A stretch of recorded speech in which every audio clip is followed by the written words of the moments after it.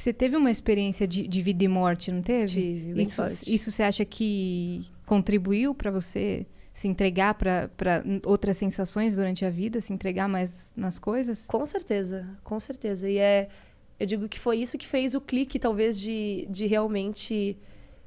eu não me considero aquela Priscila Dávila que eu falei lá no começo, né? Que era modelo, que não sei o quê. É uma pessoa totalmente diferente do que eu sou hoje, de personalidade, inclusive, assim, de princípios, de coisas que... Eu acho que a nossa vida sempre é uma evolução, né? Mas eu não consigo me visualizar mais naquela menina. Eu vejo fotos e vídeos, eu consigo enxergar aquela pessoa ali, mas não como eu.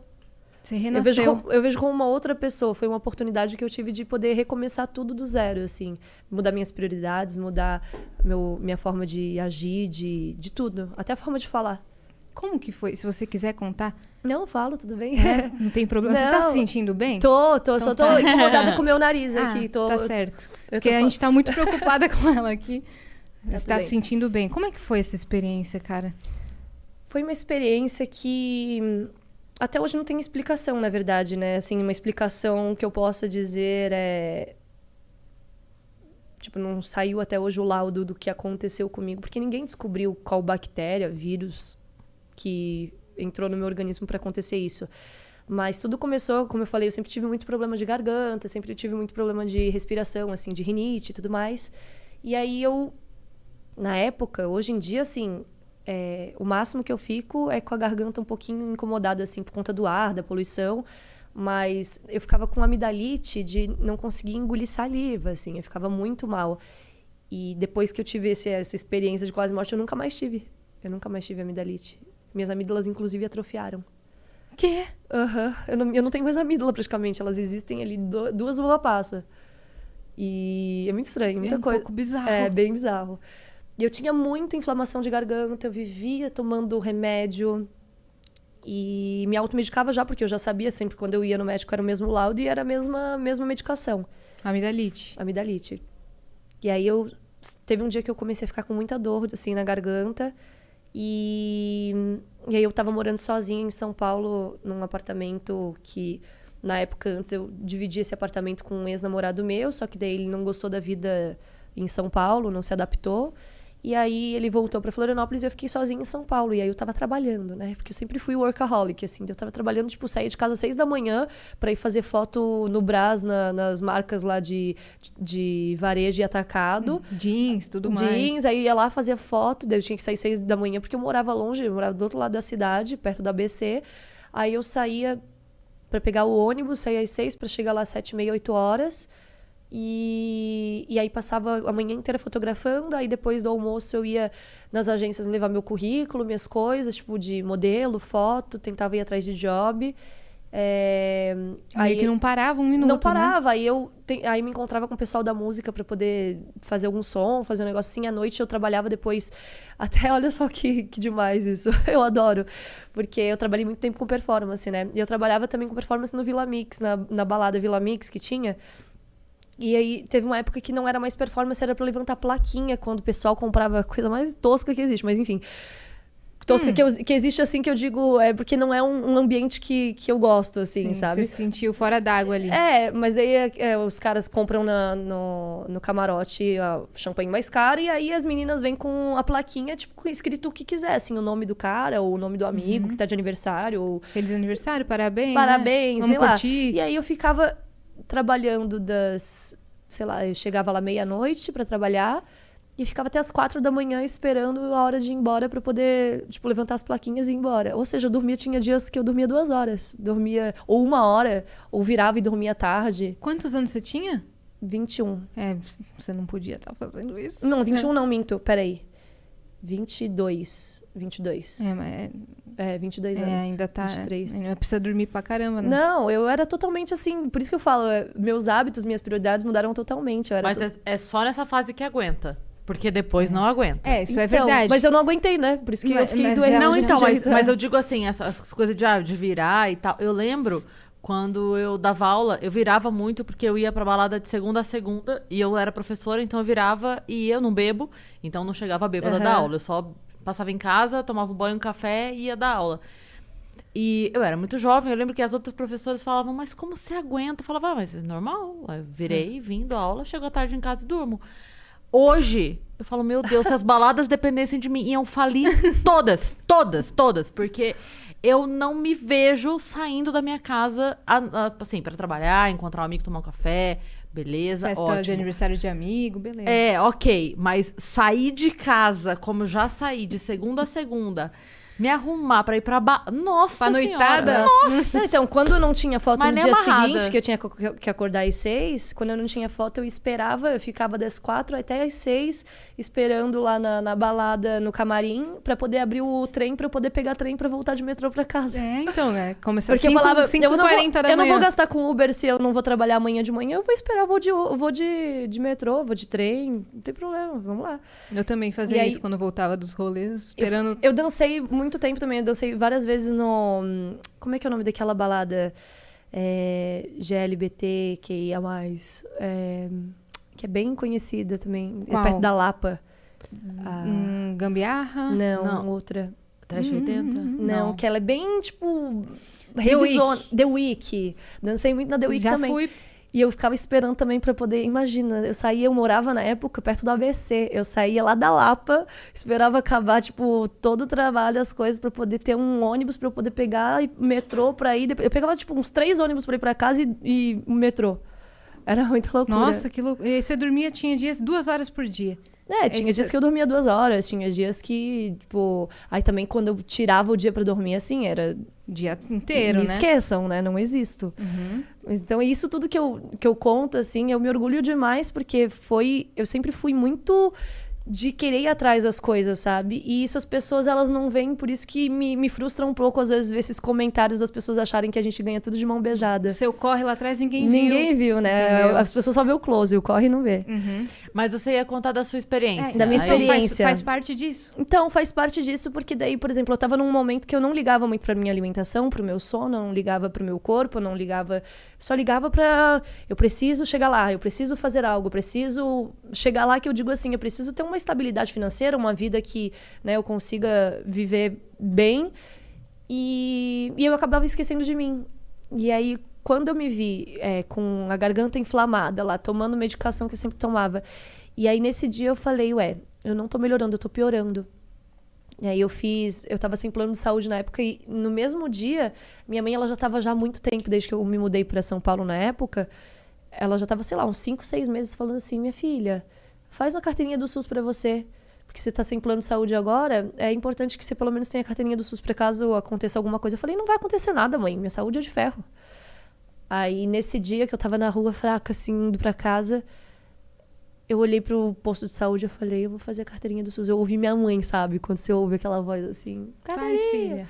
Aí eu entrei lá no posto, tava assim, eu tenho foto aqui, tipo assim, eu tava pálida, boca pálida, assim, parecia que eu ia cair no chão dura. E aí eu fiz a carteirinha e pedi pra ver se eu conseguia já agendar uma consulta, né, com o médico. Era dia, sei lá, 5 de outubro, 4 de outubro. Aí falei, moça, tem um horário aí pra eu poder ser consultada e tudo mais, não tô me sentindo bem. Aí ela olhou na agenda, ela falou assim, olha, tem pro dia 10 de dezembro. Eu falei, até lá, eu já morri. Não dá, tem que ser agora. Aí eu falei, não tem o que fazer, então vou pra casa. Aí fui pra casa, aí sem me alimentar direito, porque eu não conseguia ficar em pé pra cozinhar alguma coisa. Passando mal. Aí deitei, acordei com a cama toda molhada, suando em febre, assim, passando mal, era vômito, diarreia, tudo que era de pior. Você não sabia o que tava acontecendo. Eu falei, eu acho que eu tô com virose, porque eu fui pesquisar e eu vi que tava rolando H1N1 na época, 2016. E aí eu falei assim, nossa, eu tô com H1N1, eu tô com virose, alguma coisa assim. E aí eu pedi, na época, um negócio pra comer lá, e eu comi e deitei de novo. Só que eu comecei a sentir muita dor no meu ombro, muita dor na minha costela e falta de ar. Aí eu falei, pronto, tem alguma coisa muito errada, porque eu nunca senti falta de ar na minha vida. Você sozinha? Sozinha. Aí peguei um táxi, 2 da manhã, de pijama mesmo, pijama que eu tava. Só botei um casacão, fui até o hospital mais próximo que tinha lá na minha casa, e que tava aberto. E aí cheguei lá com a carteirinha do SUS, graças a Deus, né? Graças a minha mãe também, que ficou pedindo. E aí pedi pra abrir a ficha lá, só que eu fiquei, tipo assim, das 2 da manhã até as 5:30 da manhã pra ser atendida. E aí eu tava muito mal, mas muito mal. Sabe quando você quer, tipo, se dobrar inteiro, assim, de dor, de mal-estar? Mas aí eu olhava pro lado e eu via que tinha muita gente muito pior que eu. Tinha, sei lá, gente com o olho caindo, gente com, sei lá, braço cortado. Eu falava, gente, eu tô muito bem. Então eu segurava a minha onda nisso, sabe? Eu olhava pro lado e eu falei, não, eu consigo segurar. Na hora que eu fui atendida, pediram pra fazer raio-x, a chapa do pulmão, as coisas. E aí eu ficava me rastejando pra ir até o negócio lá. Eles falavam assim, ó, você tem que ir até o fim do corredor e aí lá depois você pega a esquerda na primeira sala. Esse corredor parecia que não tinha fim. Ele tinha uns bancos, assim, a cada 3 metros. E aí eu ia andando e eu parava e deitava no banco, porque eu não tinha forças. Aí eu levantava, aí andava mais uns passinhos, aí minha pressão começava a cair, eu deitava no outro banco. E assim eu demorei, sei lá, uma meia hora pra conseguir chegar na sala pra fazer o exame. Aí depois de lá, eles viram que eu tava muito mal, pegaram uma cadeira de roda, me levaram até a medicação pra eu tomar soro, né? Que podia estar desidratada, por isso que eu tava mal. Só que eles começaram a furar procurando minha artéria e não acharam. E aí eu falei, eu vou desmaiar. Eu sempre conheci muito bem meu corpo, né? Aí eu falei pra eles, eu vou desmaiar. Só que eu já tava sentada. Aí eles, não, tá tudo bem. Eu falei, não, eu vou desmaiar. Aí a visão vai ficando turva, né? E daí sabe aquele apagão? Sim.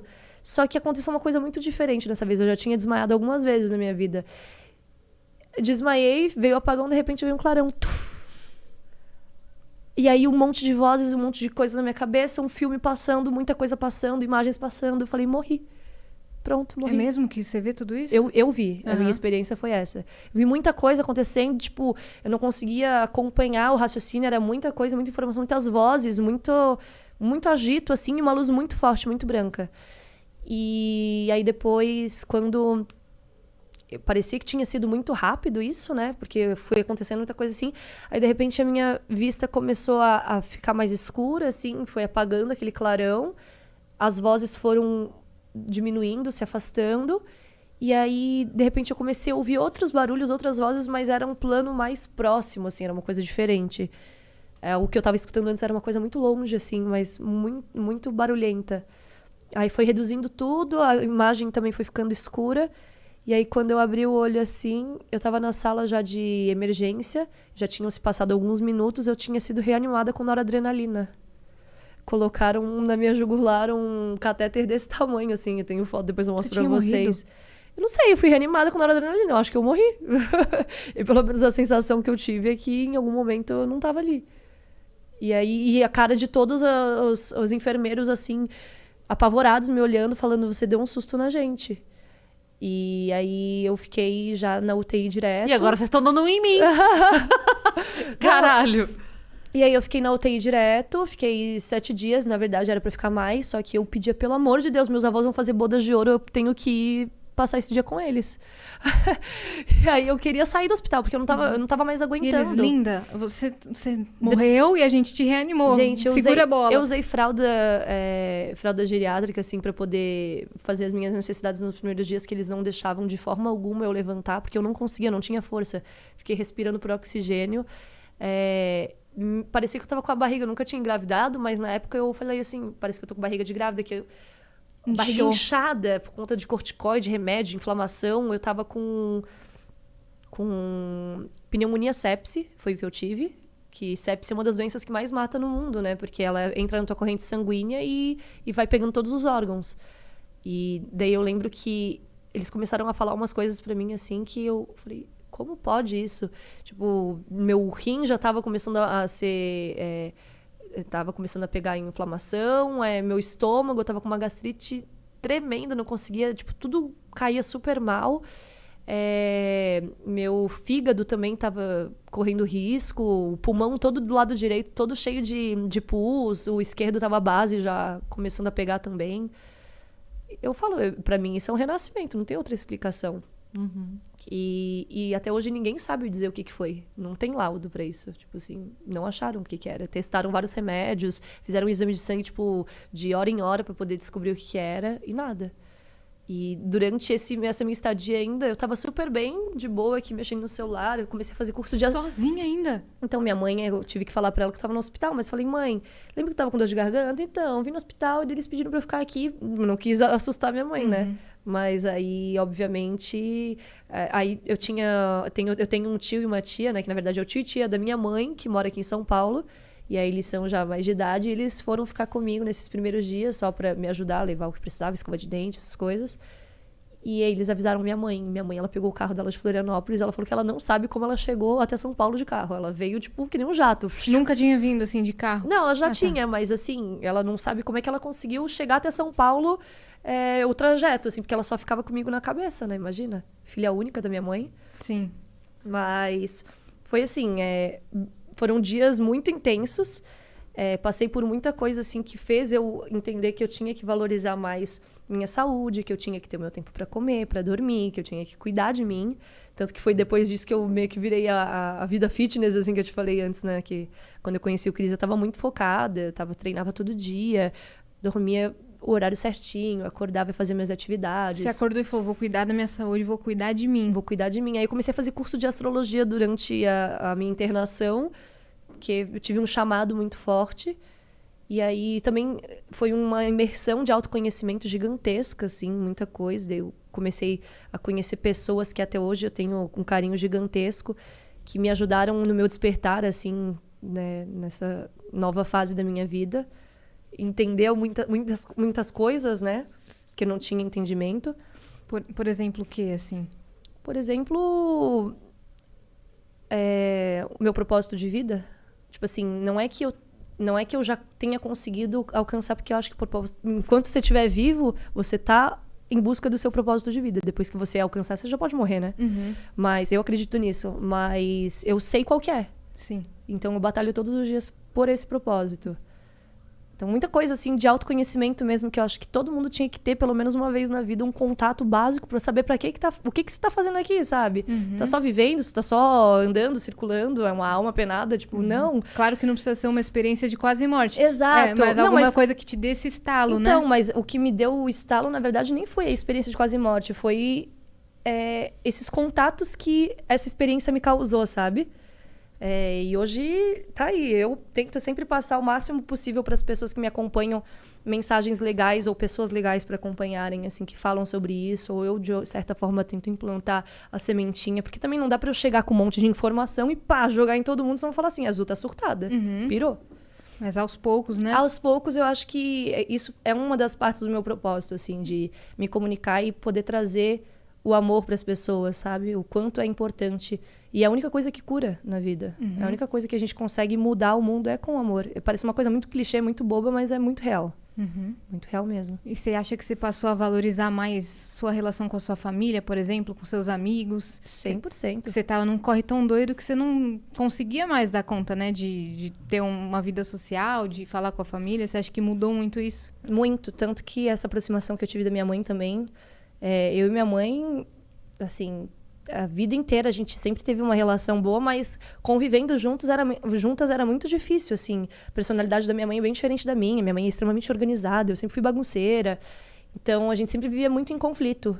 E agora, ter a minha mãe de novo morando comigo, tá sendo uma nova forma da gente se reconectar, assim, de forma madura, sabe? Outra convivência. Das duas terem que se entender realmente nessa vida, nesse plano, e resolvam as coisas que vocês têm para resolver de forma madura, adulta. O Gael também veio de uma forma assim que, nossa, eu e o Cris, a gente olha para as nossas fotos antes do Gael nascer, tipo, eu digo que é AG e DG, né? Que é antes do Gael e depois do Gael, que são duas pessoas totalmente diferentes. Tanto de aspecto, fisionomia, o Cris ainda mais do que eu, quanto de responsabilidade, de maturidade. Nossos filhos, eles vêm para mudar a gente, né? Foi muito incrível, assim, essa evolução. Mas, enfim, aí dentro do hospital, muitas coisas aconteceram, assim, eu tava de boa lá mexendo no celular, estudando minhas coisas de astrologia, de repente começa a apitar a maquininha que tá fazendo acompanhamento do meu batimento cardíaco, começa meu batimento para 18. 18, 19, começa a pitar a máquina vermelha. Pi, pi, pi, pi, pi. Aí eles tentam ver se tem alguma coisa desencaixada de mim, não tem nada desencaixado. Eu tive princípio de parada cardíaca, eu tive um monte de coisa, mas eu tava plena. Eu não tava em nenhum momento passando mal. Seu corpo em pane e você se sentindo normal. Que louco. Muitas coisas, assim, tipo, inexplicáveis. Que louco. Inexplicáveis. E até hoje não tem o laudo da bactéria que foi. Não tem. Que esquisito. Durante ainda muito tempo depois eu saí do hospital, eu recebi alta. Daí na noite que eu recebi alta, eu passei muito mal. Tive que voltar pro hospital de novo. E aí a minha mãe me levou pra Florianópolis com ela de carro, né? Tinha muita dificuldade pra respirar, tomando muita medicação ainda. Eu fiquei, acho que mais uns 2 meses ainda, 2, 3 meses tomando medicação diariamente, assim, tipo, sei lá, uns 30 comprimidos por dia pra poder inibir a bactéria e deixar tudo estável. Mas foi bem tenso, assim, sabe? Que eu falei, nossa, logo eu... Por isso que eu acho que eu criei esse negócio com o hospital, assim, de eu quero sempre, enquanto eu puder, fazer meus partos tudo em casa. Porque não me vem uma memória boa de hospital, sabe? Pela experiência que eu passei. E... Você não pretende voltar mais? Não pretendo voltar, assim, tipo, a única forma que eu voltei pra lá depois foi pra tentar ajudar de alguma forma, ou retribuir o carinho que eles tiveram por mim e foram super generosos, assim. Eu passei na pele... eu sou 100% defensora do SUS, assim, porque eu passei na pele o quanto eles precisam de, por exemplo, insumos, de coisas de... Às vezes eu tinha que esperar para tomar banho porque não tinha shampoo para mim, não tinha coisas básicas que eram para ser básicas, mas, né? Então, eu sempre me dediquei muito a isso para, de alguma forma, conseguir ajudá-los depois, sabe? Que hospital que foi? Hospital São Paulo. No Hospital São Paulo. Maravilhoso. Famoso. Muito bom. Nossa, caramba. Valeu, Hospital São Paulo. Valeu, Hospital São Paulo. E, assim, era... como tinha muito estudante lá, né? Era todo mundo muito jovem que estava me atendendo, que estava... E foi muito legal, assim, ver que... Você vê lá no fundo aquela esperança, assim, das pessoas, sabe? De mesmo passando por todos esses perrengues, eles lá dando a vida para poder, de alguma forma, salvar a vida. É muito legal.